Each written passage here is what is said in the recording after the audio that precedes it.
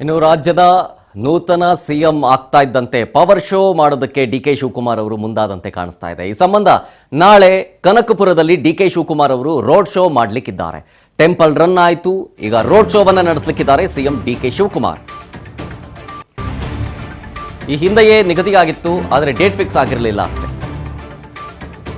CM ಪದಗ್ರಹಣ ಆಗ್ತಾ ಇದ್ದಂತೆ ಕನಕಪುರದಲ್ಲಿ ಒಂದು ಅದ್ದೂರಿ ಕಾರ್ಯಕ್ರಮವನ್ನು ಹಮ್ಮಿಕೊಳ್ಳಲಿದ್ದಾರೆ ಅನ್ನೋ ಸುದ್ದಿ ಇತ್ತು. ಈಗ ಮೋಸ್ಟ್ ಪ್ರಾಬಬ್ಲಿ ನಾಳೆನೇ ಒಂದು ರೋಡ್ ಶೋ ಮಾಡ್ತಾರೆ ಕನಕಪುರದಲ್ಲಿ ಅನ್ನೋ ಸುದ್ದಿ ಇದೆ. ಪದಗ್ರಹಣದ ಬಳಿಕ ಮೊದಲ ಬಾರಿಗೆ ತವರು ಕ್ಷೇತ್ರಕ್ಕೆ ಎಂಟ್ರಿ ಕೊಡ್ತಾ ಇರೋದು ಡಿಕೆ ಶಿವಕುಮಾರ್. ಕ್ಷೇತ್ರದ ಜನರಿಗೆ ಕೃತಜ್ಞತೆ ಸಲ್ಲಿಸೋದಕ್ಕೆ ಬರ್ತಾ ಇದ್ದಾರೆ. ಬಂದಂತಹ ಸಂದರ್ಭದಲ್ಲಿ ಕೋಟೆ ವೀರಾಂಜನೇಯನಿಗೆ ವಿಶೇಷ ಪೂಜೆಯನ್ನ ಸಲ್ಲಿಸಿ ಬೃಹತ್ ರ್ಯಾಲಿಯನ್ನ ಹಮ್ಮಿಕೊಳ್ಳಲಿದ್ದಾರೆ. ಮೊದಲಿಗೆ ಪೂಜೆ ಸಲ್ಲಿಸ್ತಾರೆ, ಅದಾದ್ಮೇಲೆ ಡಿಕೆ ಶಿವಕುಮಾರ್ ಅವರು ರೋಡ್ ಶೋ ಮಾಡ್ತಾರೆ ಕ್ಷೇತ್ರದಲ್ಲಿ. ತುಂಗಣಿ, ಈ ಬೇಕುಪ್ಪೆ ಸರ್ಕಲ್, ನಾರಾಯಣಪುರ, ಕೋಡಿಹಳ್ಳಿ, ಹುಣಸನಹಳ್ಳಿ ಮುಖಾಂತರ ರೋಡ್ ಶೋವನ್ನ ಮಾಡಲಿಕ್ಕಿದ್ದಾರೆ ಡಿಕೆ ಶಿವಕುಮಾರ್.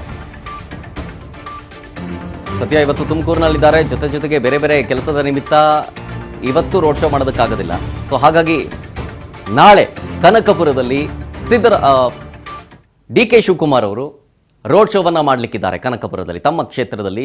ಜೊತೆಗೆ ಕನಕಪುರದ ಜನತೆಗೆ ಧನ್ಯವಾದವನ್ನ ತಿಳಿಸೋದಕ್ಕೆ ಬರ್ತಾ ಇದ್ದಾರೆ.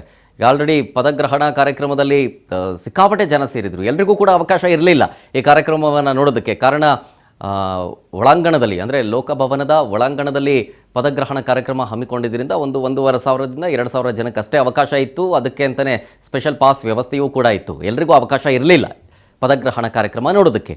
ಸೊ ಹಾಗಾಗಿ ಕ್ಷೇತ್ರದ ಜನ ಅಂತೂ ಇಂತೂ ಬಹಳ ಪ್ರಯತ್ನದ ನಂತರ ಒಂದು ಫಲ ಸಿಕ್ಕಿದೆ. ಡಿ ಕೆ ಶಿವಕುಮಾರ್ ಅವರು ಮುಖ್ಯಮಂತ್ರಿ ಆಗಿದ್ದಾರೆ. ಕ್ಷೇತ್ರದ ಜನ ಕೂಡ ಇದನ್ನೇ ಬಯಸ್ತಾ ಇದ್ರು. ಹಾಗಾಗಿ ಕ್ಷೇತ್ರದ ಜನರಿಗೂ ಕೂಡ ಒಂದು ಧನ್ಯವಾದವನ್ನು ತಿಳಿಸಬೇಕು ಅನ್ನೋ ನಿಟ್ಟಿನಲ್ಲಿ ಕನಕಪುರದಲ್ಲಿ ಒಂದು ಪ್ರೋಗ್ರಾಮ್ ಹಮ್ಮಿಕೊಳ್ಳಲಾಗಿದೆ. ರೋಡ್ ಶೋವನ್ನು ಮಾಡ್ತಾರೆ ನಾಳೆ.